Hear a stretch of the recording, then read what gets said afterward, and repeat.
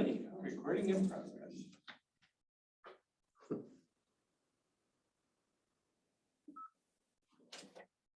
All right, good evening. This is the Water and Sewer Committee meeting. It's Tuesday, May 10th, 2022. And we'll start with our agenda. There's some copies of the agenda there.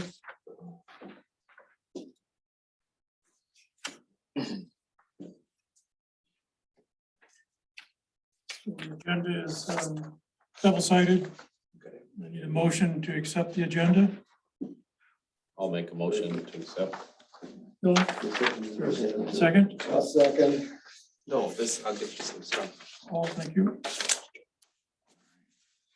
All those in favor, signify by saying aye. Aye. Opposed? Approved. April 12th minutes. Should be a copy of that in front of you as well. I'll accept the motion to approve those. I'll move to approve the minutes. Your second? Second. All those in favor, signify by saying aye. Aye.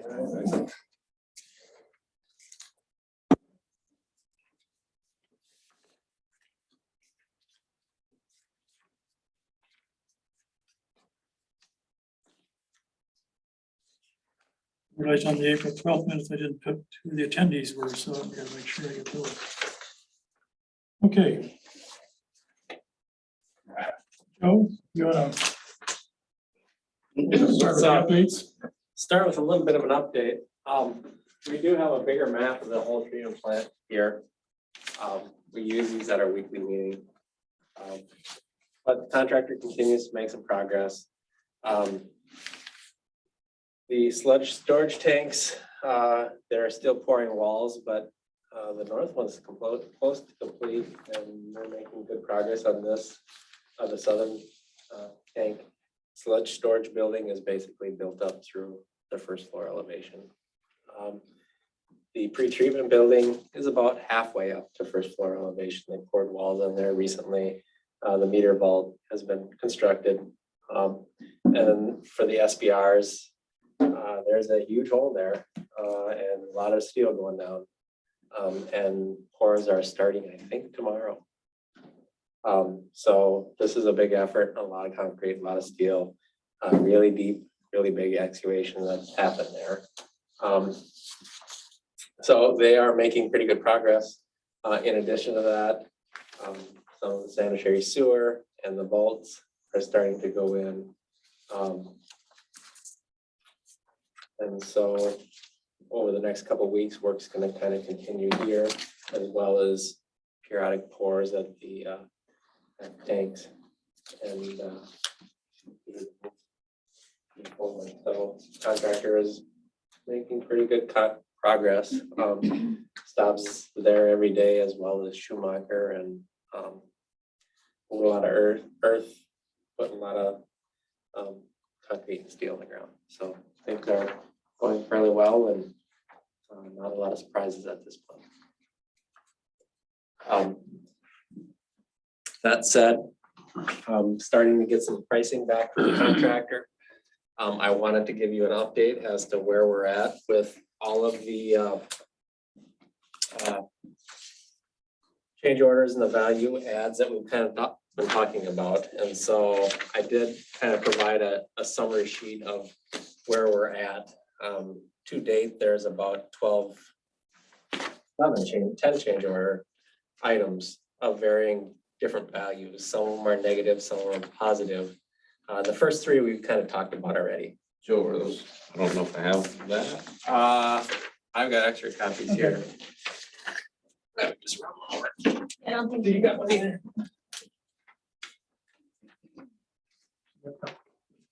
Hi. Both Rylan and I brought copies.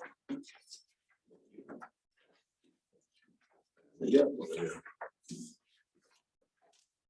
So all these change orders are unofficial at this point, or these change order values are unofficial at this point. And So like I said, kind of going through items 1 through 3 there, some of the change orders that we talked about. The first change order includes $8,500 for engineering costs that Staub is also contributing to essentially pay for the changes that they've proposed. Get down to the item that is of most interest is we finally got back the changes associated with work change directive 1 and 2. And that cost is estimated at about $98,000. We have reviewed that and are going to push back on a few items that we see from the contractor that we don't think are fair. So we'll work through that item hopefully over the next month and then start to formalize this. A couple other things you guys haven't seen. Item 6 in the pretreatment building, there's been a little bit of modification and there is a little bit of savings associated with that, associated with some mud valves and grouting and repackaging of some things that amounts to about $5,200. The interior ductile iron piping, we kind of talked about DIP or the stainless from DIP and that $20,000 ad. And then kind of associated with that, there's some modifications with the wall penetrations and the wall sleeves and some fittings that essentially go from ductile to DIP or from DIP to stainless. And so there is some savings that'll be realized there. And then of course there's that Nexum filter modification, and that $9,900 essentially represents the cost of the engineering. So in total, there's about we're decreasing the contract cost about $51,000. We're still working on a couple other things. The biggest thing that we're still working on is, remember at the onset of the project, we talked about a potential value add or a value engineering to change the conductors in the project from copper to aluminum. And we continue to work through that item with the contractor. In fact, we kind of reinitiated that process because we haven't seen much come in on that. From what we've been told over the last few days is the contractor is still willing to offer a fairly significant deduct. When we first started talking about it with the contractor, it was about $100,000 bucks. At this point, it's closer to $40,000 based on what the electrical contractor has told us and what is happening with copper and aluminum prices. So it is still something that is worth considering, but obviously that's a pretty big change in value. And so we'll continue to work through that. I'm not so sure I'm as excited about that one as I was, but we'll see what continues to happen with that. We haven't talked a lot about costs. I just want to tell you where we're at and where things are going, and we're still working on a few of these. So they'll probably continue to change a little bit, but that's where we're at. In addition to that, I did provide every month we put together a little memo that goes to the MPCA for both projects. This month, we really didn't have a lot on the wastewater side, so on the sewer collection side, not a ton has happened over the last month, but on the wastewater side, a lot has happened. I've kind of talked about that, but this is a good kind of a visual aid as to what's going on and what some of these pictures are. There's captions, and again, the PCA wants this, they want it on a monthly basis, so I'm just including it to this group, to the PCA and the council. Jeff had showed some of you guys got to see his iPad and the pictures up close, and they're kind of fun to see. Unfortunately, the last page is this big panoramic that's printed about 1 inch by a 1/4 inch, so I'm not sure what happened there, but that was the best one. Up on the south hill, kind of facing down towards it, but The one, so the Yeah. copy you gave me doesn't have it, but I don't know. so it must be you got it printed right. Yeah. I just, Yeah, that one. Neener, neener, neener. Well, we all have it. Doesn't, on mine, it didn't print. Mine looks like this. Anyway, that's kind of a neat picture. We have to, the high resolutions one, files are huge, and so I didn't print them all like that. I printed a copy and ran copies off of that, so it's a copy of a copy. Still gives you the idea of what's kind of going on. And reinforces the fact that the contractor is making good progress. As we will see when we talk about the pay requests. Riley, you have somebody in the waiting room.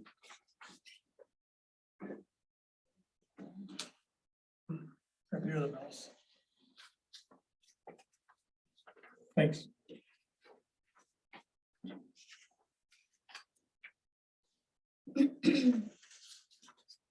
So let's talk about the pay request before we talk about some of the color selections. Since we talked about the project, the contractor has a big pay request coming at this point. $1,228,045.02. So fairly significant pay request. I did review that, sign it, and send it to the city to forward to PFA, which they've done. It will be on the council agenda for approval next week. I haven't been including the pay request because they're 10 pages. If anybody wants to see it, I'd be happy to share it. City staff has obviously copies, and I think it'll be in the council packet too. It will be, it's in the consent agenda. Right. But it's a big number. It's a lot. They've done a lot of work, you know, and kind of the number reflects that. May just want to comment on we changed the process to get these pay requests to PFA earlier. Right, so one of the things that has to happen with the payments is in order to get reimbursed in a given month, the pay requests have to be submitted to the MP or the Public Facilities Authority by the 15th of the month. And so unfortunately, the reality is the city council meeting is the third Tuesday of the month, which is typically after the 15th. So what we've been doing is we prep the pay request the first week, I review it, I send it to the city, I review it and sign it, then send it to the city. Renee signs it, sends it to PFA. They cut the check, send it to the city, but in the meantime, it goes, you know, that takes weeks to happen, right? And so the city council meeting happens, you know, before you get the check from them, but after we submit it. And so then ultimately the council approves it, and then you have the money to cut the check to the contractor. So kind of a convoluted process, but that's how it can work most efficiently. And as you can imagine, the contractor doesn't want to wait to get $1 million pay request until June. So that's what we talked about at the council meeting, and that's kind of the process that we've had. So that's what I have on the treatment facility, with the exception of color selection. We did have the opportunity to meet, at least Kane and Lori and I did. Was that not last Friday, but Friday before last? And we looked at some interior items. Do we want to get up and go back over and look at them now, or we want to do it at the end? Let's do it at the end. Okay. They're already decided, right? Most of I them, mean, yeah. And that. we're not picking them out again, Kane. No. We have some new stuff on some flooring. For an epoxy chip, you know, that Mhm. versus the cost savings for just the clear coat, which are all good. I think we've kind of looked at that, and there's an option that I think Kane likes, and I kind of agree with him on that epoxy chip going in the other rooms. I think we can do all of those. What was it? The hallway, the break room, and the lab. Yep, 3 rooms. 3 rooms. And get rid of the, you know, basically in one of the rooms that had vinyl flooring, and the other 2 it had a clear epoxy. So basically by doing that, I think the ad is $1,200. What's the wear on the epoxy chip versus the other? I don't know. I'd say the chip is probably the most durable. Yes. I think that Okay. is pretty easy to take care of and pretty forgiving in terms of, And It's then hard to hurt. As far as cleaning it, there aren't any divots and holes that fill in with, Grit. It's- makes it really it's a- hard to clean. it's a smooth. well, yeah, what we have at Public Works Garage is just, it has that grit and then it's got the clear coat over it. It's got a little bit of sand in it, but I think it's easy to clean. If it has too much grit, maybe it Yeah, is, depends upon if you're going nuts with the grip. yeah. But it always kind of looks nice. It hides the dirt and I don't know. So Public we, Works has a couple of rooms with epoxy on it.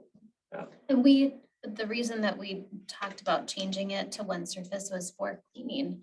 You know, having one surface throughout versus having 3 different floors just seems like it's Yeah. not that big of a space, might as well. we got a few samples back there. They got some grays and blacks and whites and different things that we thought might look nice with the colors we kind of picked out, so. And we've got the tile back there that we picked out. We got the gray brick in for the admin building. But we ordered 3 more gray brick samples, which we haven't got yet. For the precast concrete panels, we did get the samples back, and in fact, they're out in the hall. We did pick one. They gave us the sample of the one we asked for. They did, All right. Mhm. and so we green lighted that, Finally. and they are fabricating the 4x4 panel, and we'll get that in June. Or not, not in June, hopefully before then. Well, I guess we'll see it in June at this next meeting is the first time unless we meet before then. The architect's a little, he doesn't like the recess, that the accent stripe is recessed a little bit, just like it is on those. And that's what they want to provide, and our architects doesn't like that as well. He wants it to be more flush. But that's what they're telling us they can do. So anyway, but that's kind of what we've been looking at. So we'll see that in a little bigger scale, that hopefully it'll work out. Yeah.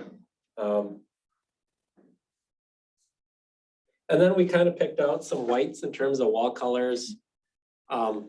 Pretty simple, but pretty Pure white, clean, pure white, right? or ultra pure white. Yeah. So there's not a lot to pick anymore. I mean, we really have the brick, we have the cap for the brick, we have a grout color. We have a grout color for the tile inside we have to pick. We don't have samples for that. I think they're sitting on at my office, I think on the table next to the box I took out here.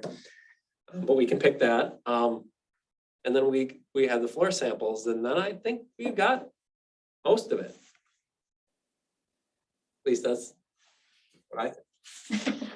That's how they tell us. Until they tell us something else. So that's the update, and we can go back and look at stuff afterwards at everyone's leisure. So What color is the water cooler? there's no water cooler. Just go to the exit pipe and scoop it. So on the back page, the second page of the agenda is the sanitary sewer collection system, contracts 2 and 3 that Fitzgerald is working on. So first up is the Riverbank stabilization improvement. As we talked about at the last meeting, the structures are done. They are supposed to be seeding, working the soil, seeding and mulching. I was told late this week. We have been pushing for them to do the live stakes. At this point, it is too late for live stake. Live stakes are, the willows and the dogwood stakes that get pushed into the bank. That's gonna have to wait till fall because they missed their window. And next month, they're supposed to bring the trees. I pushed for that to get done too, but they couldn't get them done. They have started excavating for the lift station number 1 at 6th Street. So there's a giant hole there. The truck's supposed to show up with manhole sections tomorrow, and they will get set with the crane that's sitting there as well. And then so from that, they'll start extending gravity sewer upstream. And also at the same time, the force main coming to the lift station or in joint trench. So they'll start extending that from lift station south across 6th Street, south through Timberline Drive, and then all the way to Second Avenue, and then down towards Minnesota Avenue ultimately. So I would expect that work will happen over the next couple weeks. They also have started work on 1st Street Northwest, installing force main there. So just so everybody kind of understands that. Yeah, here is a map. So they've started here. They're gonna work here with the force main. And then they'll come back to here and they'll install the water main. And then they'll come back to here and then do the services, and then they'll rebuild the street. Okay.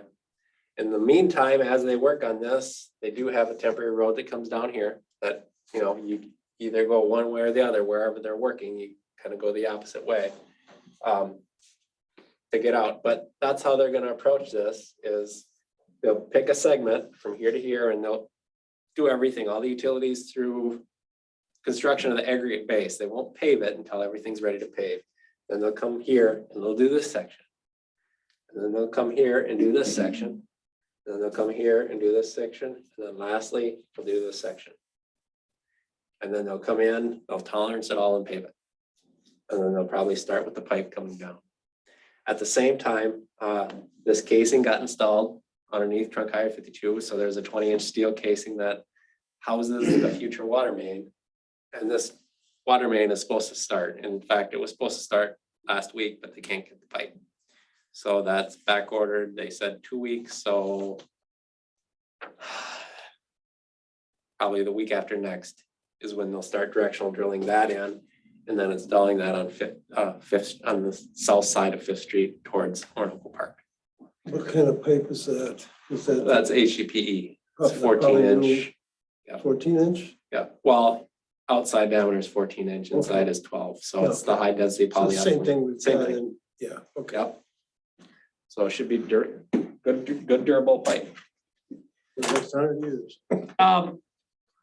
Let's see. What does the inspection and acceptance process look as they kind of lay pipe and hook up laterals, and then before they backfill, I'm assuming somebody's looking at it and. Yeah, so we watch the construction during the whole process now. It's not like we're there for every inch of foot or foot of pipe that goes in the ground, but there is a pressure and hydrostatic pressure testing process that all that pipe goes through.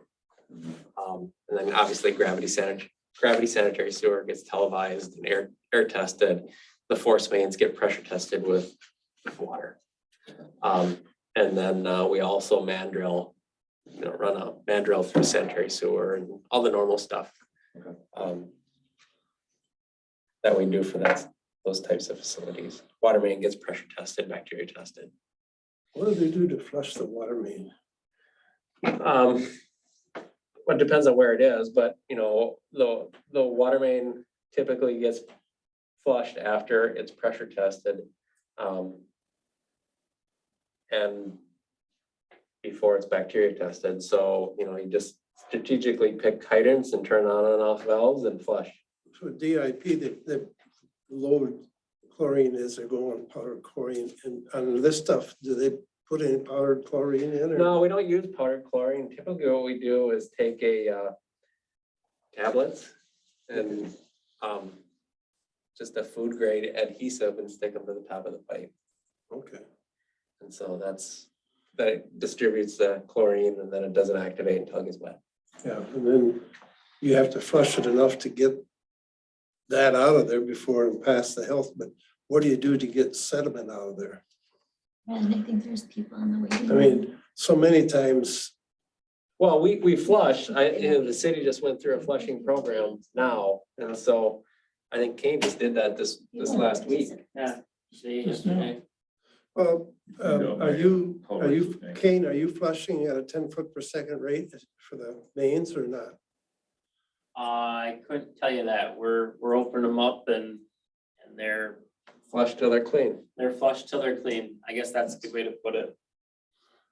You can You know, we don't have too many sprinkler systems in this town yet, but there's so many times that the water mains get flushed just good enough to get by with the health department, which a garden hose will do that. You know, let it run for 24 hours and it'll pass the health department test, but it won't, there's still rocks and bigger, you know, sand and stuff like that in there. So, sediment, you know. And, you know, that eventually that's gonna end up in somebody's home or something. Flushing takes care of that. I mean, we do it twice a year, spring and fall. But I mean, I'm talking about the new mains, they do that to, when they, what's the process to make sure? They're Oh, clean, yeah, because they there's do no get clean. water over there right now that they can flush with. No. So yeah, you're right. We won't be able to pressure test that or flush that until all the water main, the trunk water mains extended off of Fifth Street to Orinoco Park, and that process should start next week too. So Is the locate wire being put in the trunk lines too? street? all pipe gets locate wire except gravity sewer between the manholes. So doesn't gravity sewer get it? So you're gonna Locate the manholes. Yeah, it's a straight line from manhole to manhole, so. Got it. Okay, thanks. Some people do it. I think it's kind of a waste of money, but There's better technology now. You can camera it, push camera it, and locate it if need be. Okay,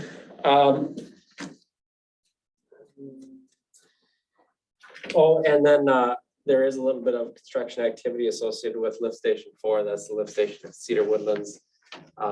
They put in the culverts under in that valley going for the driveway access to the lift station. There's a big valley that the access drive goes over. And so the 60-inch culvert went in, and then they'll periodically bring excess material and deposit it there and build that embankment up over time.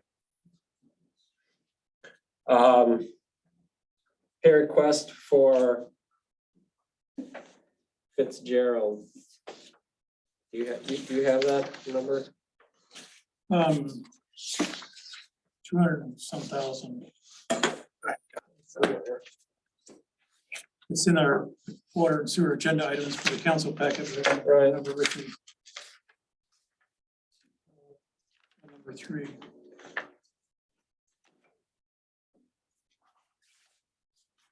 I don't know where that pay request is. I thought I brought it, but I don't see it here.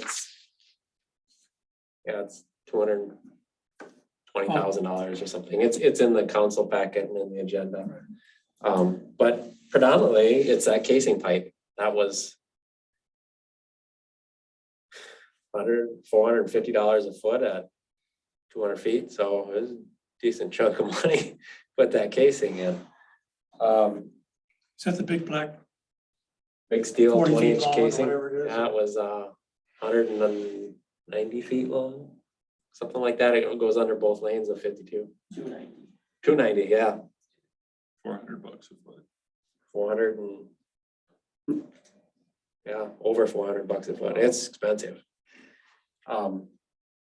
Clearly they put some money on that bid item, and they wanted to do that first to probably get paid so that they have some money to order pipe and do things. And that's the way they're savvy. They're not.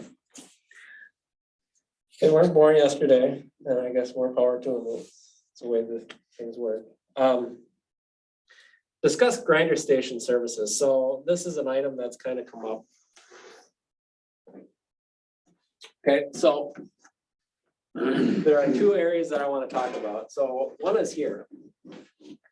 So you'll notice this is an undeveloped lot when we did the feasibility report. They are currently building a house right here.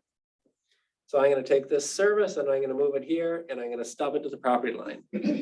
So what the project doesn't include is extending the force main to the house and putting the grinder station in. Now, could we do that? Sure, we could. City could take it upon themselves to do that, but the project really wasn't initiated to serve brand new houses that aren't, it's just starting construction. So what I'm kind of asking is, do we want to put in the grinder station and do that? Or is that the homeowner's obligation? Because if he would start, if this guy builds a house there next year, it's gonna be too bad. It's a timing thing. And so I guess that's kind of what I'm asking is, Is the city paying for any of the other stub ins and grinder stations? well, we just pay to stub into the lot. But we don't build the grinder station. We don't put the force main in. We don't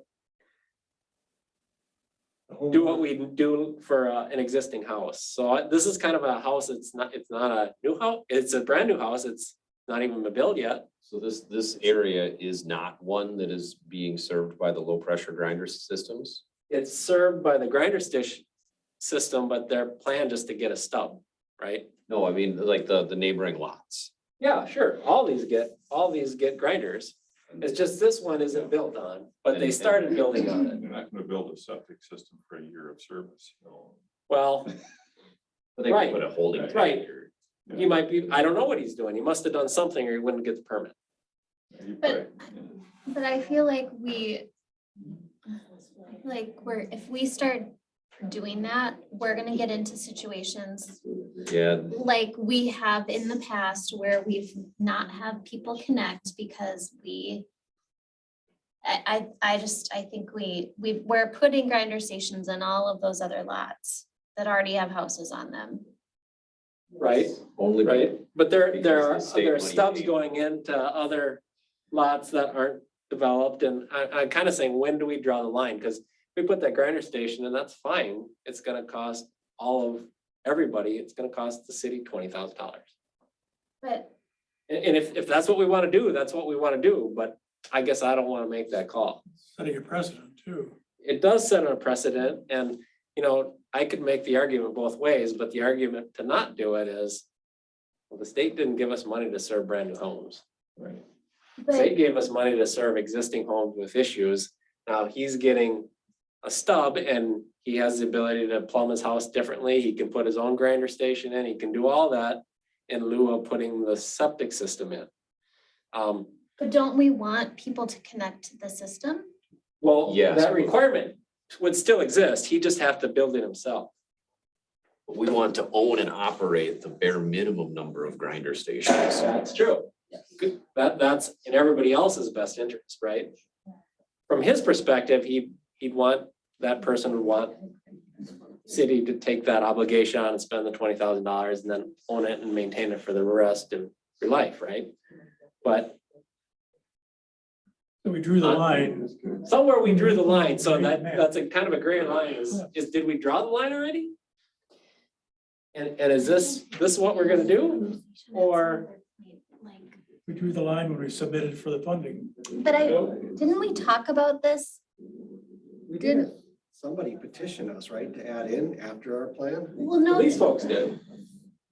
but I feel like we talked about undeveloped lots and how months and months and months ago, undeveloped lots and So we absolutely did. So we were gonna do here's an this. example of all these white lots are undeveloped lots, right?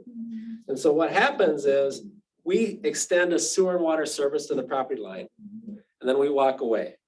And so if they build a house there tomorrow or in 20 years, whenever they do that, they have to connect.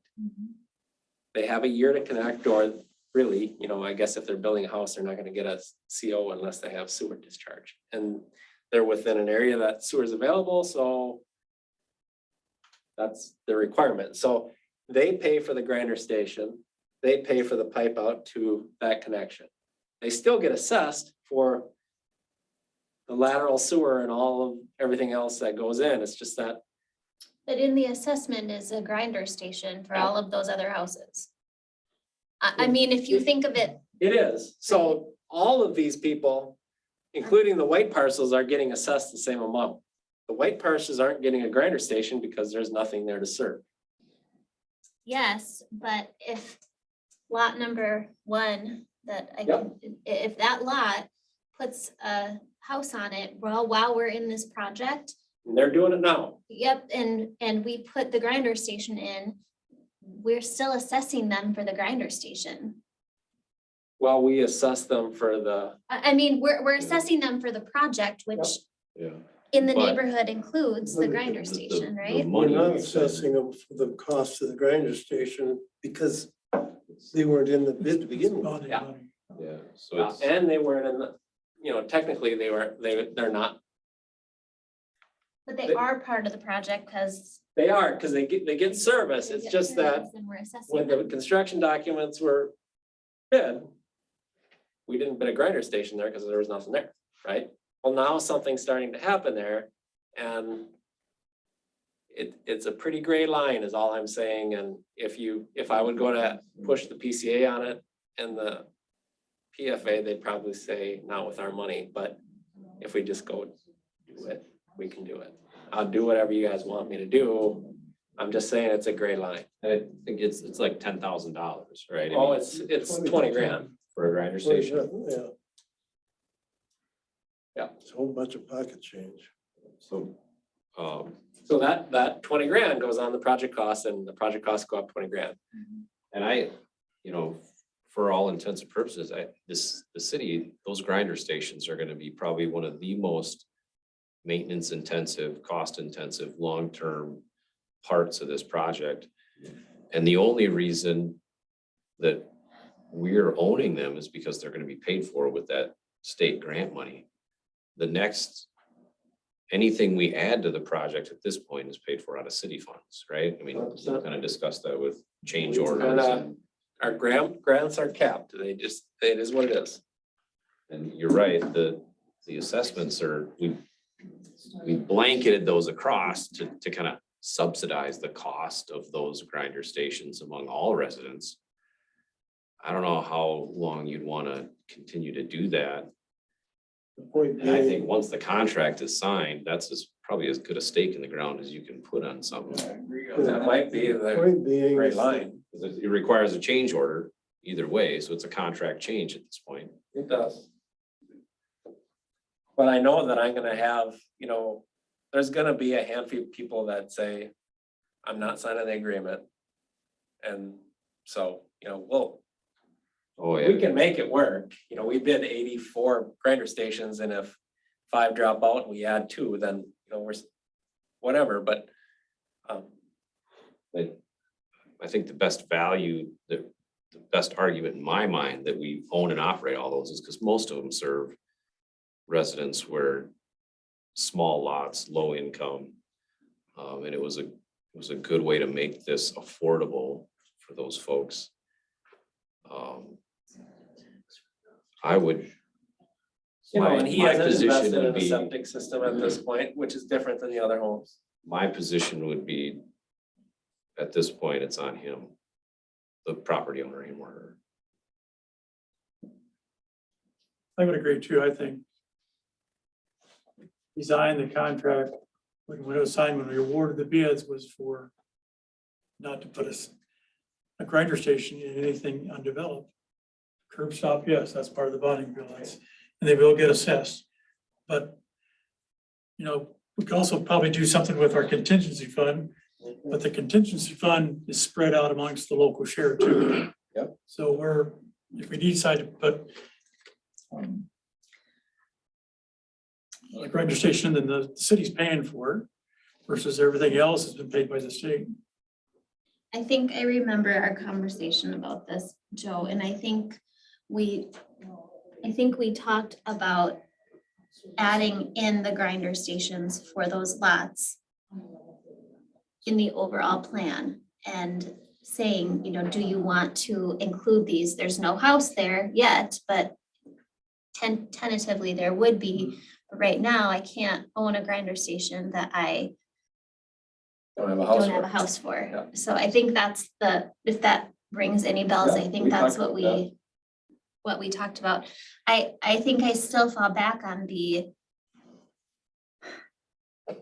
I don't know, on the overall assessment, but it's the citizens' money too. Yeah, it's not a clear cut issue. I didn't want to make the decision, so that's why we're talking about it.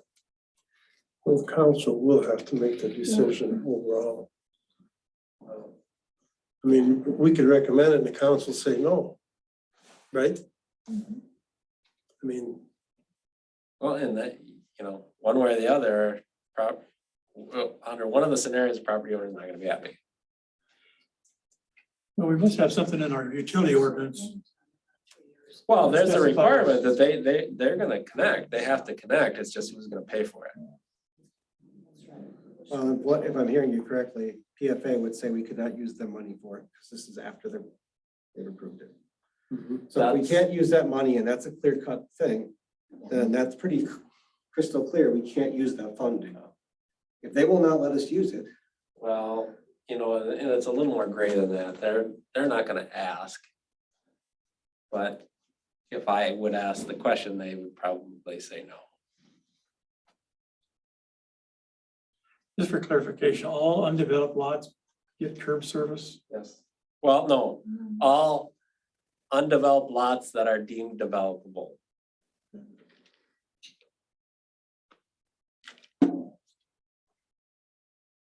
And then all lots that are large lots that are deemed splittable and the property owner petitions. So we have a few of them, like this gentleman petitioned for a second service. So it's confusing. So do we have any consensus on this, or? I think the consensus is like, let the council make the decision. well, Well, I mean, my 2 cents are, they got on, the ship has sailed. And they'd either have to build a septic system or a grinder system. Right. And, It's almost a horse apiece. right, so have them foot the bill. And hopefully they're in the process with the House bill that they could add that into what they're already doing. I mean, I'm thinking about my building process and if my builder came to me and said, you have to put this in to be able to flush your toilets, you're gonna have to do it. I mean, And one of the reasons for my position, I guess, is that we shouldn't pay for it, but 3-4 years from now, if we decide that we're gonna allow this, then we're just setting ourselves up for people 3-4 years from now and say, I want to develop my developable land and I need a gravity system, so who's gonna pay for it then? If we set the precedent, we're gonna service a sewer, low grinder station system. So where's that money gonna come from when he says, well, you did it before, why won't you do it now? And it's an additional to deal with that long-term expense for the city. It's not just the one-time $20,000, it's the ongoing maintenance and service of that additional station. $100,000 real quick.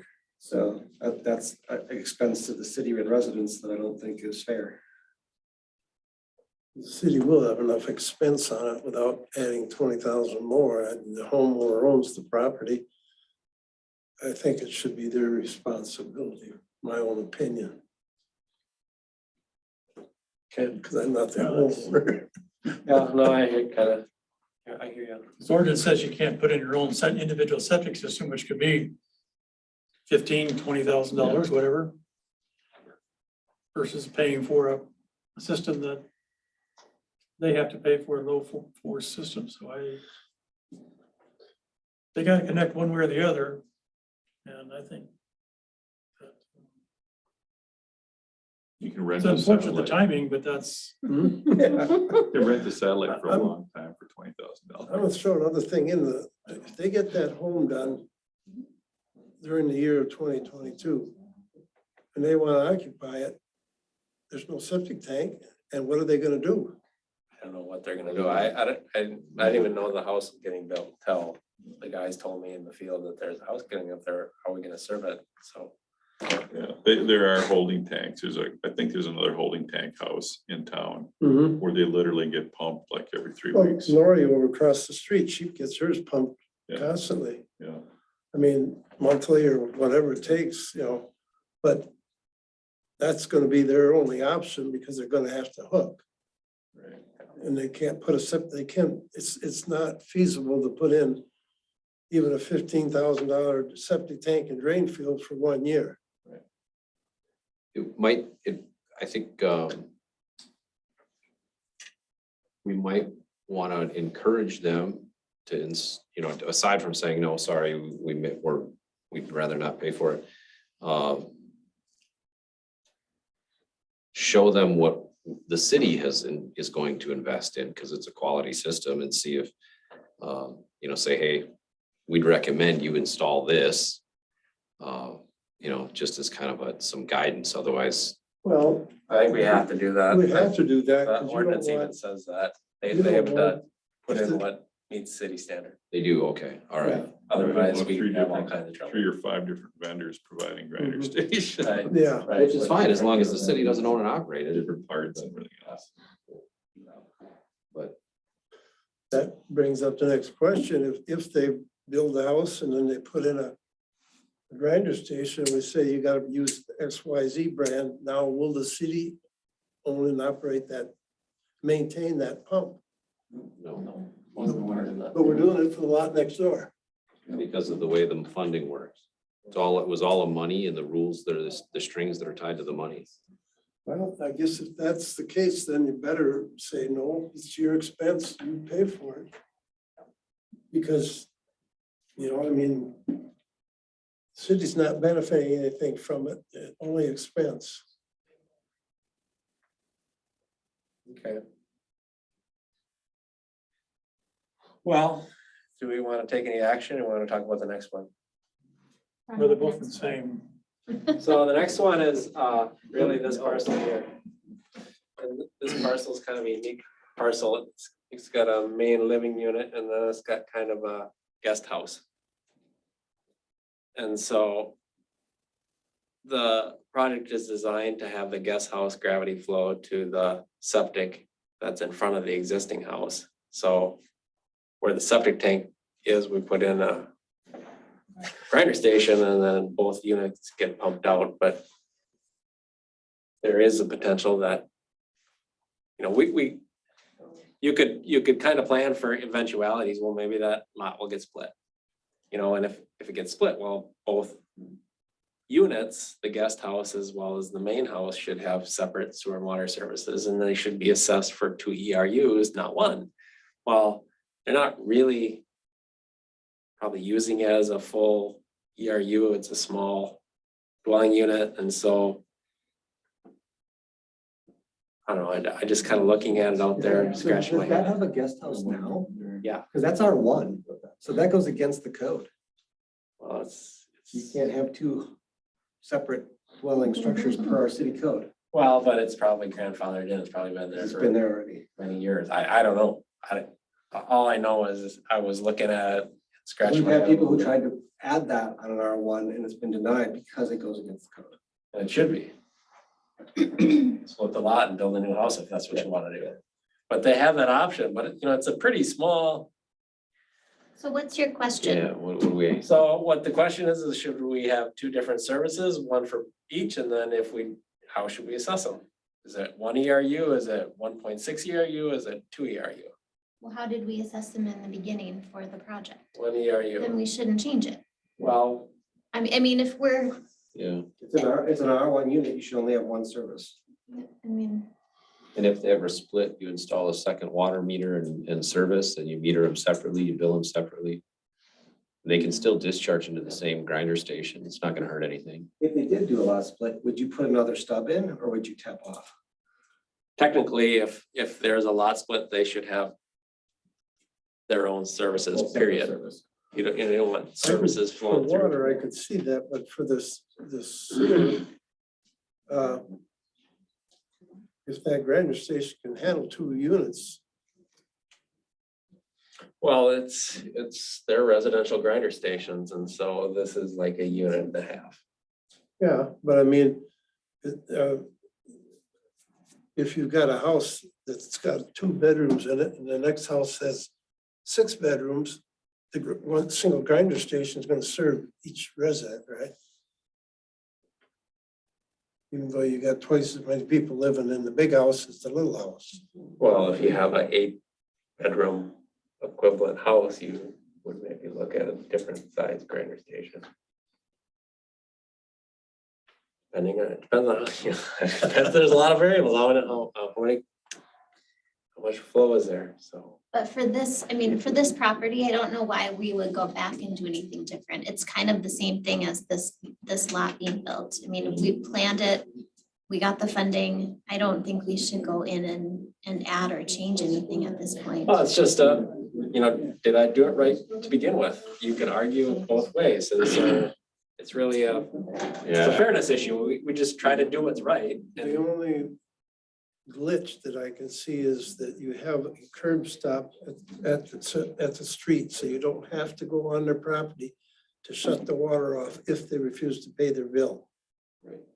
And that would be the only glitch. The grinder station should be able to handle both of them. I think it's fine. Just leave it at one. I and would, move on. yeah, Leave it the way it is. I would say leave it at 1, but I would say they should put a water meter on that, on both houses. And then from that water meter and the usage, that should determine the sewer bill for each home. Yeah. Well, there have to be, yeah, you have to do it like that. There's no other way. They let it drain to the other grinder station, just have one curb stop. Is it planned to be served with 2 separate water services? So you'd still only have 1 meter, and then You have to the, have two. But it must have branches that. off to both houses. You have to have 2 because you can't put the water meter in the street. It goes in the house. right, So you gotta One have in each 2. house. You gotta have 2 water meters. So the guest house doesn't have a bathroom or does? I assume it does. I don't know. well, it depends on all that, I mean, Because we have that down on Minnesota Avenue. you can put, for example, I got a detached garage, I could put water in it myself. I don't need the city to come out and put a separate meter in, and I just gotta run a pipe from my basement to the Yeah, shop. but then you run it through your meter. Right, yeah, so I don't think it needs 2 meters either, 2 water meters. I don't really care, but I don't think it needs it. But if you Yeah. put 2 meters on, I guess that. then you're gonna get double charge. I mean, you're gonna get meter charges for both lot or We're both Given one assessment. dwellings, if you wanna call them that. But You know, we have properties now where there's one water service, but it's going to 3 or 4 different buildings. And each one of those have a water meter on it. Drives me It's nuts. not a great idea or not a great situation. It drives me nuts how we let that happen. You know, when there's a sale of a property, a large property, and then it gets divided up. Somehow the city needs to step in and fix that. It's for another meeting, Kane. I'm ready to leave anytime. All right, so I think we got some direction on that. In terms of permanent and temporary easements, not a lot of update on that. Payments have been made. We're still waiting for information from PFA to complete the reporting. I assume that will happen soon. We need to circle back to the undeveloped lot. The big long, is there a consensus among the committee that we just leave the curb service and whatever they do with that property, they have to pay for a septic system? Holding tanks, grinder stations, Yeah. that's their I think cost. so. and if they wanna connect to the city, it'll have to be a grinder station.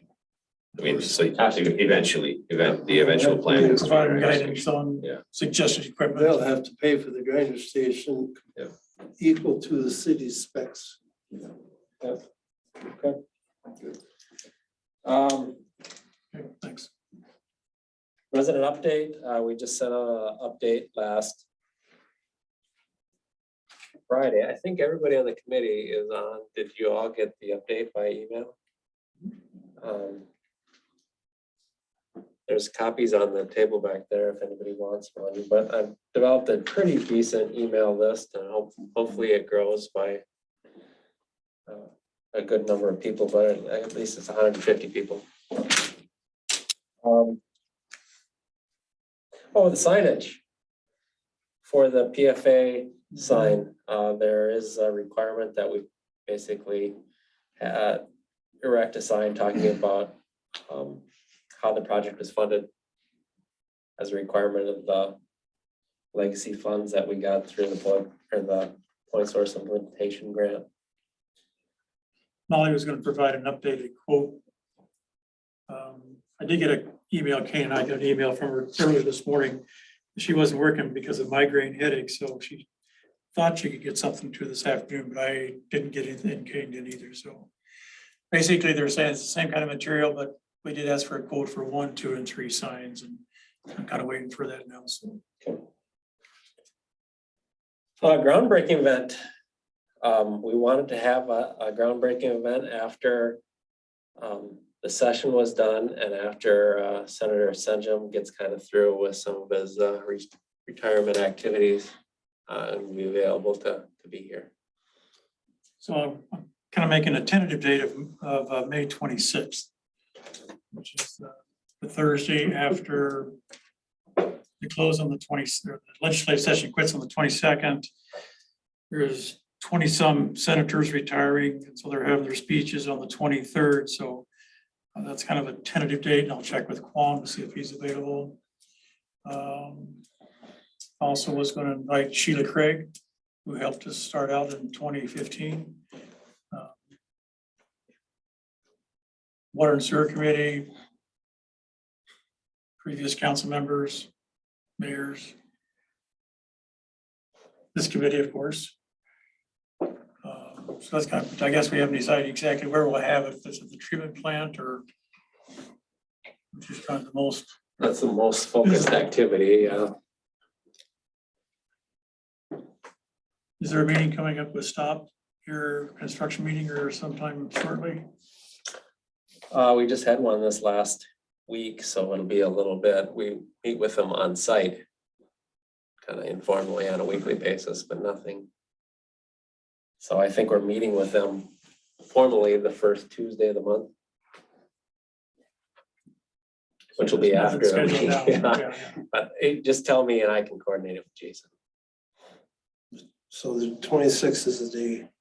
Yeah, that's a Thursday, and Stop works Monday through Thursday, so we wanted their management to be part of it too, of course. And I don't know if there's a good time. Well, they must leave at 3, so I'm guessing that morning would probably be a good 10 time. o'clock or something. Yeah. Get it out of the way. After coffee. After coffee. Don't mess with coffee. Did you say you're bringing donuts? I could, but you wouldn't want to eat them.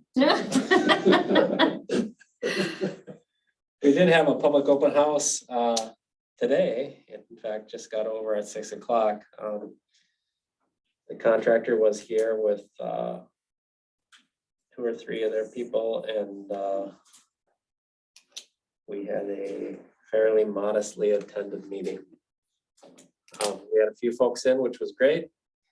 But you know, ideally we would have seen a little bit more traffic, but So Joey got a message in just 6 o'clock tonight right before I came from Laura Kloss. She had thought she was gonna make it, but then couldn't, and her questions really regarding mailbox. And then also road workers being informed of their bus times and children walking on the street.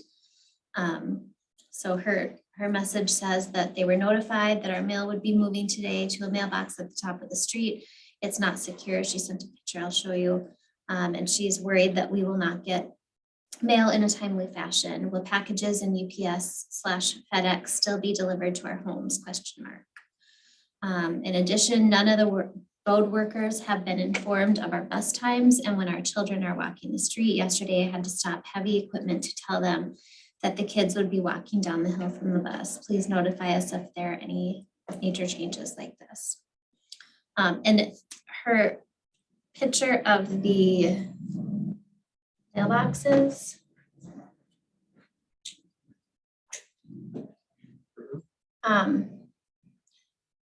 I think we can do better. We can look at it. There's pretty much a standard way to do temporary mailboxes. They're typically a big bank of mailboxes that the post office stops at, and each individual reference, they're all in one spot, whether it's, I haven't seen it personally, but that's commonly how they're done. Just sitting on cones. I don't know. No, typically not on cones. But Well, yeah. As long as they don't blow over, I mean, or they don't all need a Don't need a single post for every. single post for every No, one I of them, realize but that. I mean, and I haven't the- touched it, but if she's concerned that they're not gonna stay up. yeah, that'd be the main thing, as long Yeah. as the mail doesn't end up Yeah, scattered all over. I can talk to them about it. Someone can If look there's at a it. stability issue, cones aren't exactly designed for that. I guess they're visible, but that's an odd configuration. Yeah, so if someone could just. And then check in on- terms of the busing, the bus doesn't come down that part of West First Street. As I understood it, we talked about it today, the bus cycles like this. And there isn't a bus that comes down there. Now the kids get dropped off here and they do have to walk down. Just like residents would have to.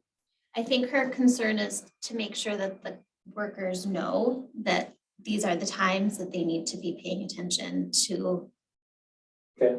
The kids are coming, and kids will be walking at that point in time, because all day long, they're not walking, obviously, so. Right, well, and the contractor obviously he knows the bus route and where the drop-offs are and how that is gonna work out.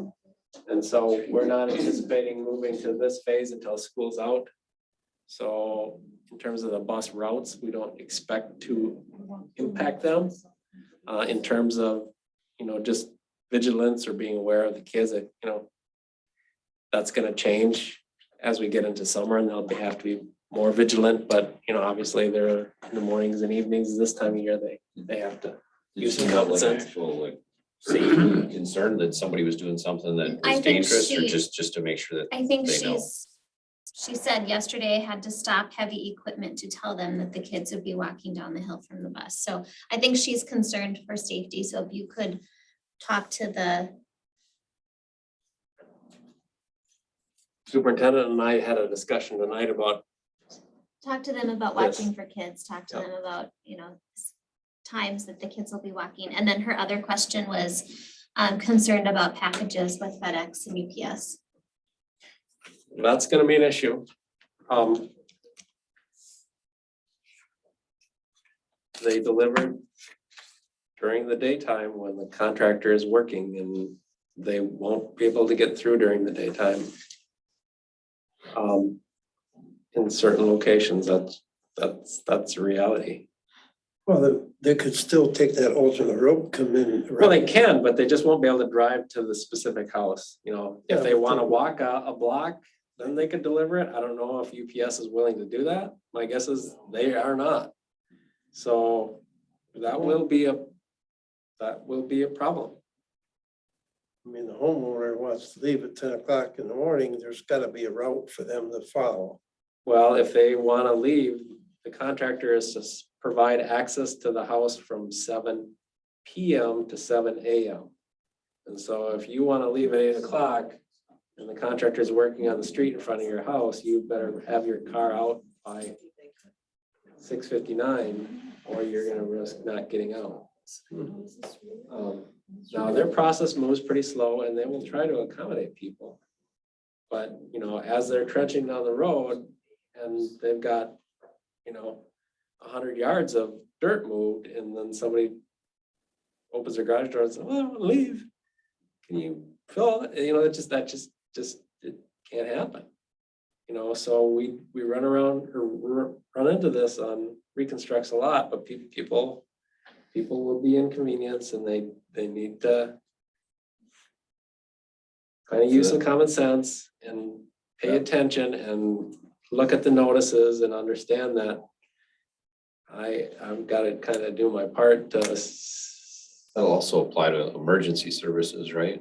Is there any kind of, you know, emergency services are a little different, you know, if we need to get an ambulance or fire truck in.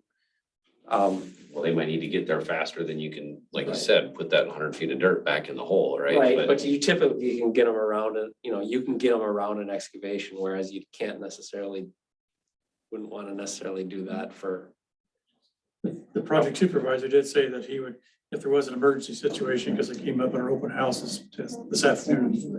And they would do whatever it would take to move, to get the emergency equipment as close to the house or at the house. but again, sometimes you're gonna Yeah, you might be be driving blocked off away, the, yeah. They're not perfect situations, but they're tight quarters and it just, Has this been, I guess the key part is understanding that, yeah, the road's going to get torn up, but has this been communicated clearly to all the residents? That this would be happening between this time and this time? So that way they know, because that's the most important part, right?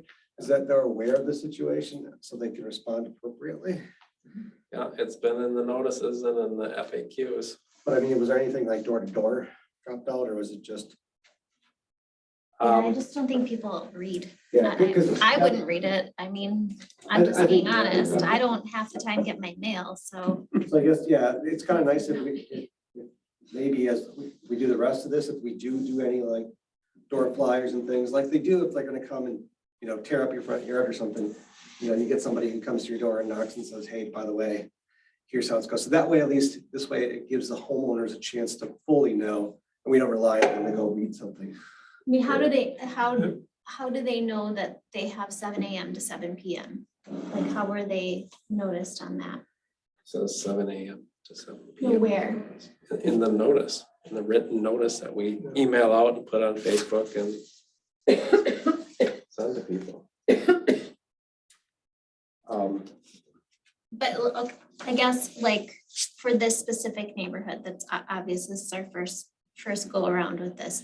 Were those specific people contacted before the road was torn apart? We sent out a resident notice. Mailed it to each house. Each resident's letter got one, and in that letter, you know, when it talks about determining where the low pressure grinder system goes, they've been asked to meet with the engineer to stake it out, and they've done that with several residents already. So there is personal contact when they're identifying where the line is gonna go through their property, so.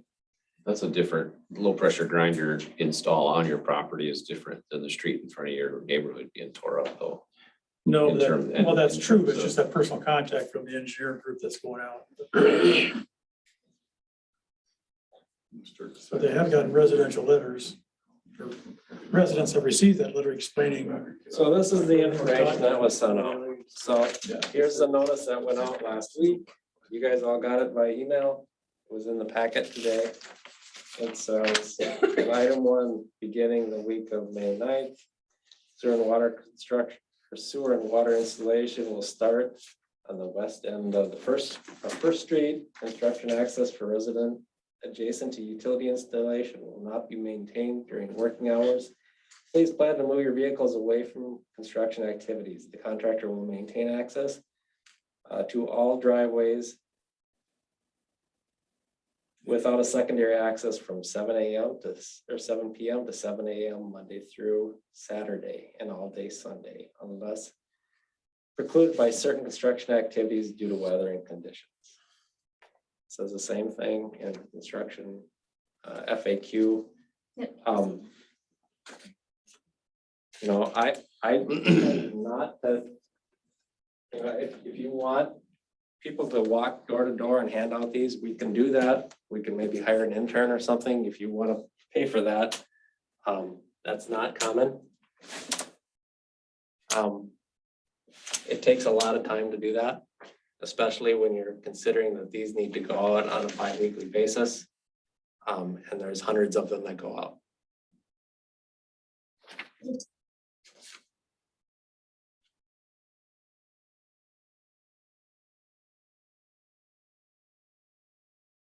So that goes out by mail and email. No, it goes out by email and it's posted. Again, Well, the initial letter, no. Did the initial letter for the sewer drain, low pressure systems? Way back when, there's like last year sometime. well, sure, last year when we had the assessment pieces, those got sent by mail. There's but to mail all these, again, that's a big undertaking. So there's not an easy way, I guess it's because does everybody have email? I mean, does everybody in our community get email, look at email, have Facebook?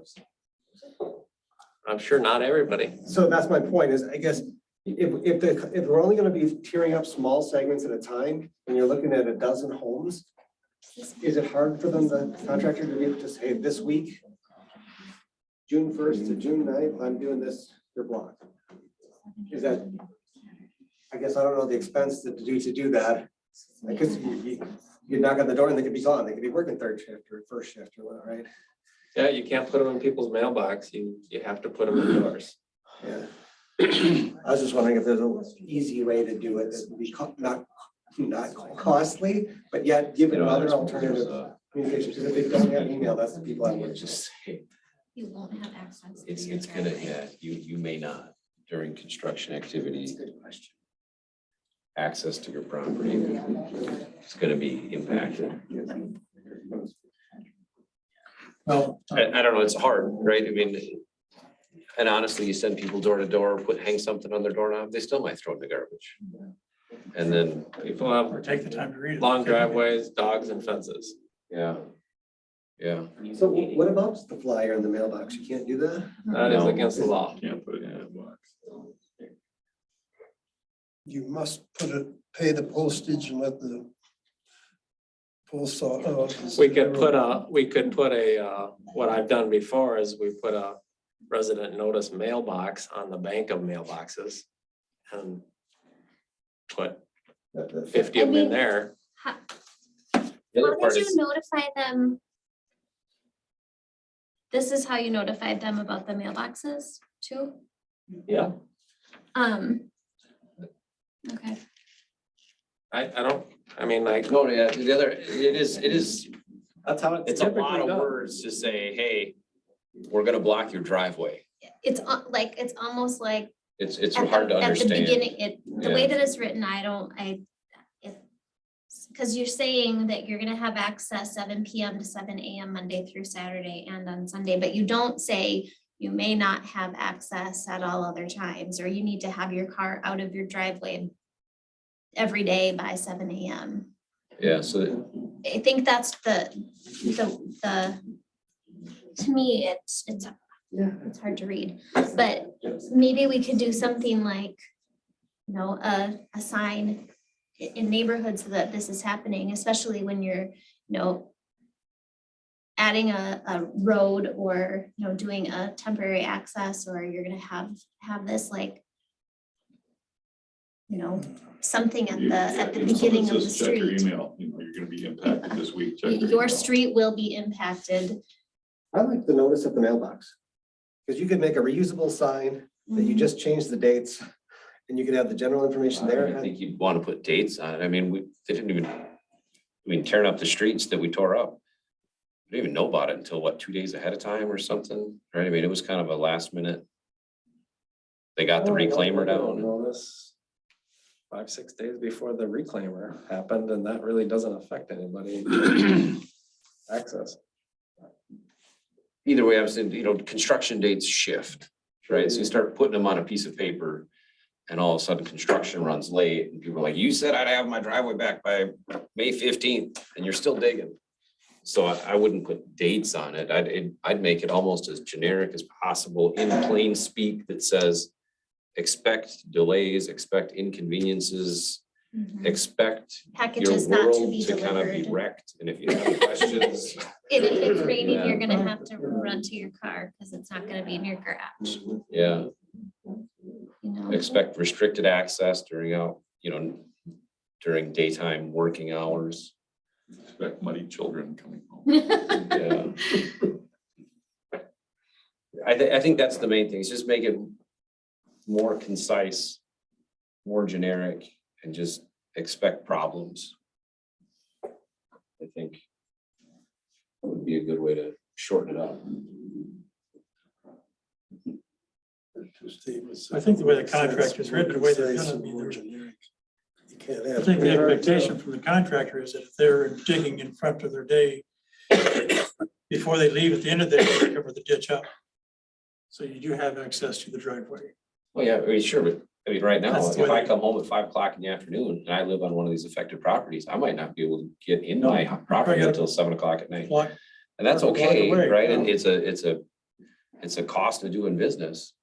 I'd like to know that in language that's a little bit more clear than I think that this comes across. So.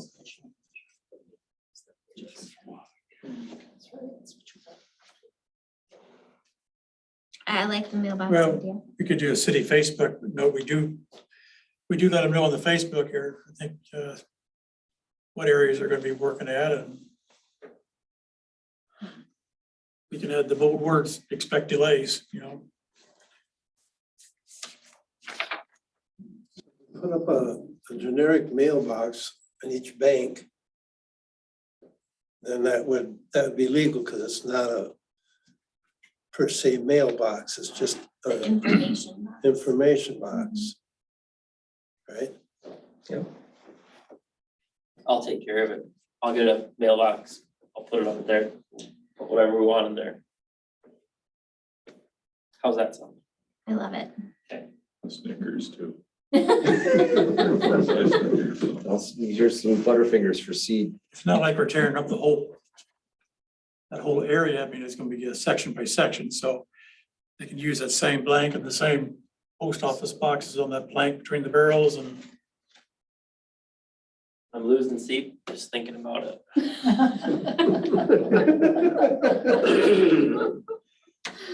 Okay, Thank so, you, Kane. so if we put the mailbox in, and we put the letters that we've already done, Information box, not mailbox. people can grab those and Yeah, we'll just keep it stocked. I think I think the recommendation though is to make it into simple speed, just really short and concise. Between 7 AM and 7 PM, you'll have limits to no access. You can move your car out of the garage prior to that, if you have to leave. And just real simple. I would only say that this is our first project. This is Joe's 20th project plus. So he's using his experience on how he approaches these residential areas. So I think we need to take that into consideration. Yes, we can editorialize everything that he's put together, but I think we're relying and we're paying for his expertise to get us through these areas of how you deal with residents. And typically that's what's worked best for them, for Stantec, and that's, we can do the extra things with the mailbox. That's great. I think it's a great idea, but to go in and rewriting everything, I don't think that's appropriate or really a. Well, I think and I mean, if you're printing more of these out, just having it even in the paragraph, instead of saying the language there doesn't say you will not have access Monday through Friday, 7 AM to 7 PM. And I think that's the big, for me, that's the big piece. Bold that out. You may The not. have reality is that access. some days they will have access. Right, you may not have access from here to here. And to plan accordingly.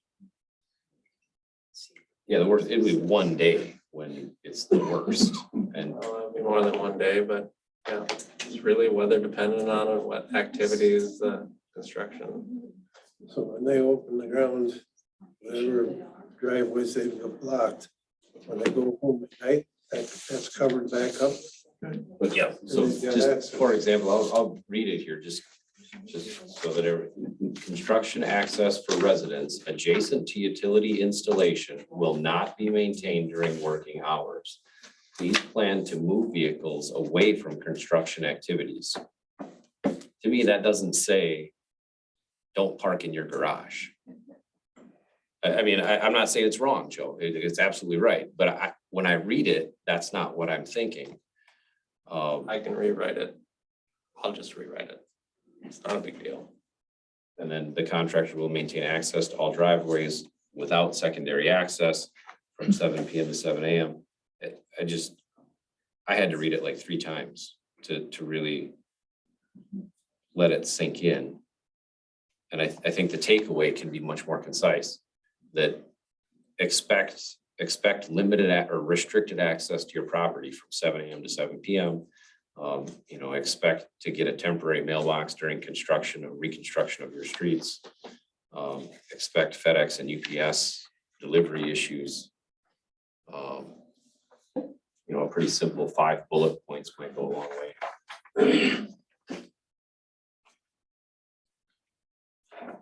So I wouldn't sweat over too much. I mean, and then honestly, that'll fit on one sheet of paper only, and it'll be easier to keep the mailbox stocked, no staples. Get it done in one sheet. Okay, we've got 10 minutes to look at the samples. So let's go do that real quick.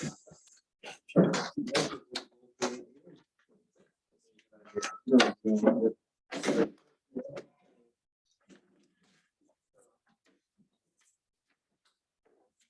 should stand out there today and just talk.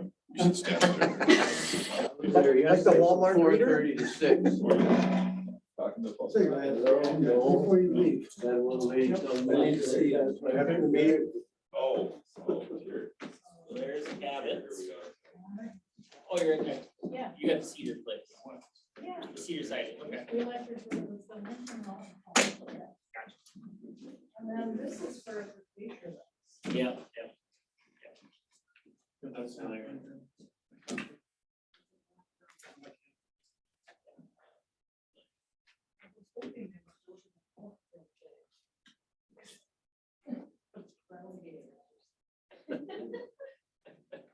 It's in the waiver for housing.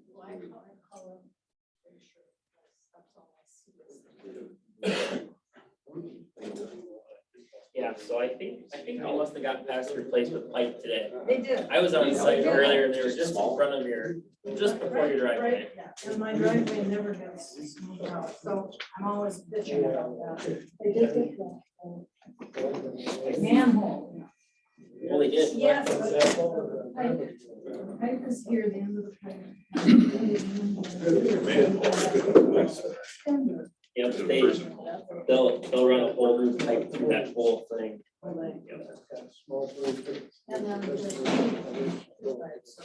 So the architect's not paying this. I don't know if they can.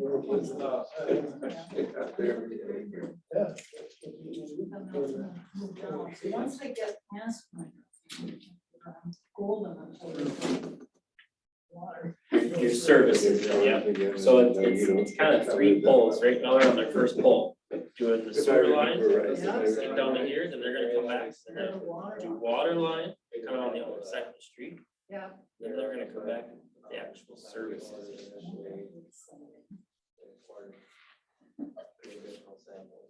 Exciting. And if I can't get into my Boxy colors, different flags. I cannot. Kitchen I contacted. Oh, that's always good.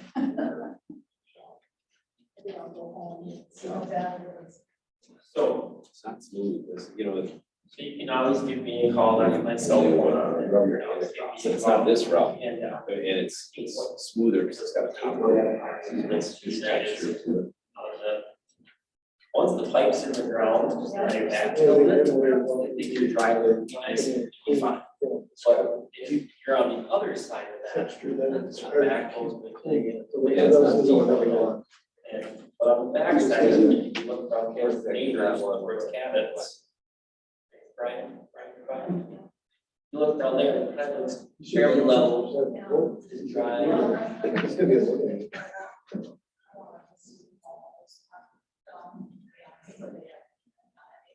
Is there a base color to it as well? Yep. Always have. And mine.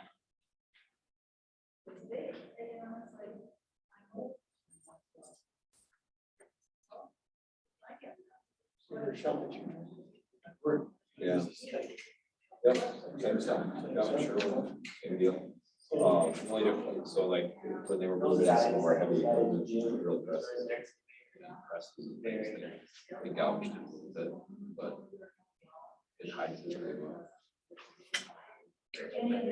Something similar.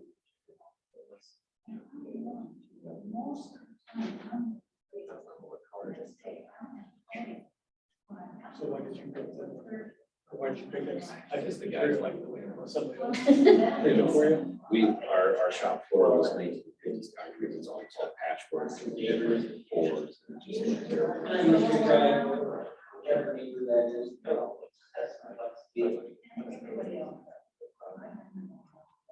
yeah, those guys were happy with it. Yeah, bakers and, you know, the burgers.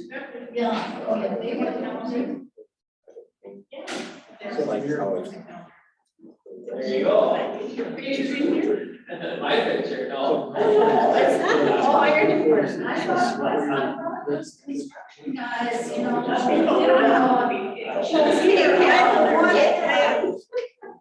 Thank you, Gary.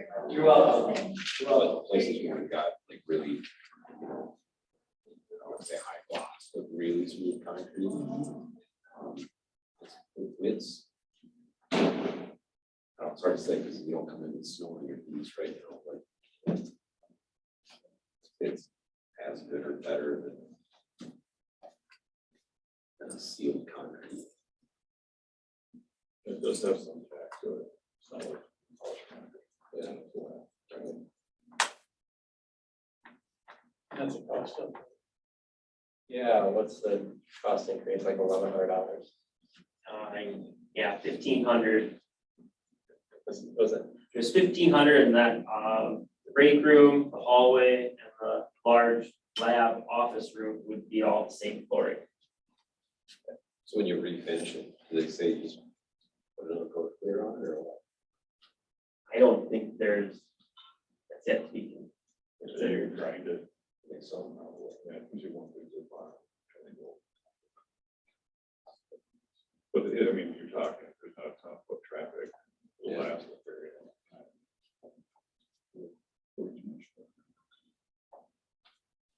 I think it's where it's pretty. It wears like. Where it's pretty good. Yeah, there won't be a lot of, it's not like there's a lot of. It's not there. boxed up. No. But should last a long time. So it's just a matter of, it is a little bit more than. Yeah, that's tough. I say go for it. Is that a motion? I move we put the epoxy fleck paint in all of them. I consider like, I think it's definitely. And let Kane pick the color. That's my motion. Joe and I picked out one we liked already. You guys have something different. I'll probably be in there once. So I guess. Is the vinyl expecting the vinyl for it? Is that supposed to be black? No, One of them, I can't remember. it was the break room was Break gonna room, have maybe. the linoleum tiles. Oh, yeah, that's Just one room was gonna have that, so that was the discussion was made, brought up to make them all uniform, make them the same. So hopefully in the next couple of weeks, we'll have the other brick samples in. We can have this and by, I guess, the next meeting. So are we getting the other brick samples because we don't like this one? Yes. This looks really nice with that, but they're nowhere near each other. We need a brick that matches. I'll take the motion. Accept the epoxy flooring, signify by saying aye. Aye. Opposed?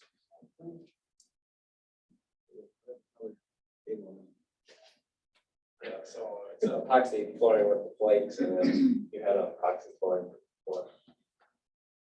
And the topic was given. That's what this replaces. It's just a clear epoxy or colored epoxy. I think we had gray or gray.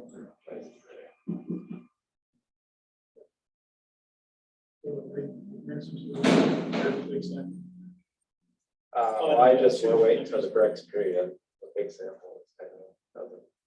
they're different things. So with these two, should we identify what we're using for grout? Or the color of the siding above this brick? Is that something we need to do tonight? Just paint. Just paint it on place. I think so. Is that a All right, motion? motion to adjourn. Right. All in favor, say aye. Aye. Aye. Opposed? By and by.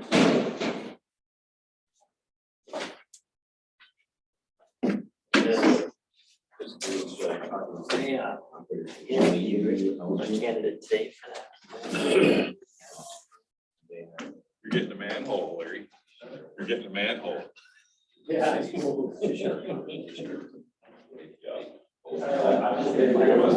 scared everybody out of the water.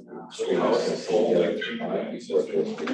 Yeah. One sold twice. Yeah. Another one sold once. Basically, nobody ever knew it was there. It wasn't brought all over the surface with a casting area, it was just below ground, nobody knew where it was at. It collapsed. Yeah, so.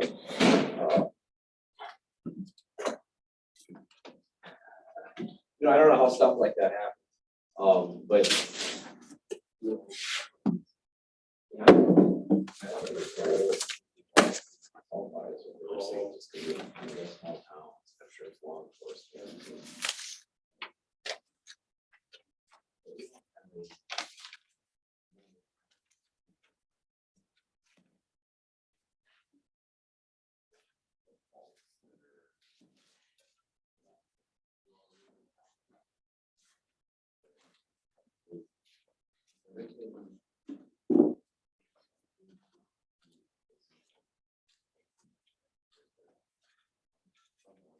Yes.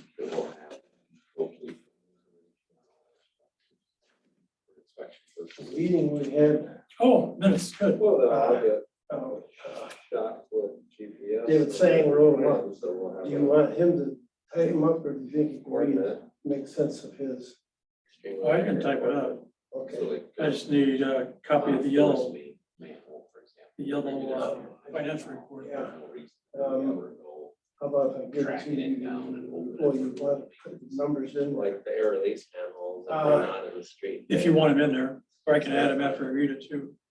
Well, All of them. this is, this won't come up until the June meeting, so Will also I'll be. get those copies Thursday night. Okay, Yeah, Thursday night, 7 o'clock, we're getting installed. yes.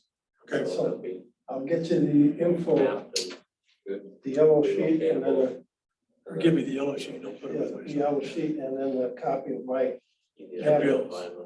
Well, that's- Yeah. But they should also all be at grade, those types of things. What's the 455 for? Yeah. 455. Doable. that Not was just that many the, buried. But it happens. Bring your spiral book, yeah, and I'll take a picture of it. Stupid things happen let's all do the time. because the 455 was taxes. I know that, but he didn't put that, but any of these were before. Well, have a good night, Joe. Reminds me, I gotta take a property check.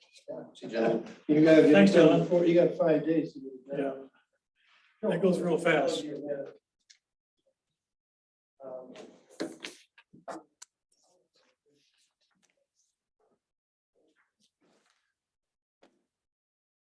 Water and sewer got brought to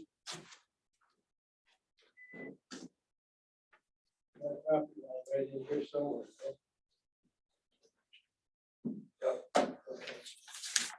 It would just be brought to the property line and there up to here.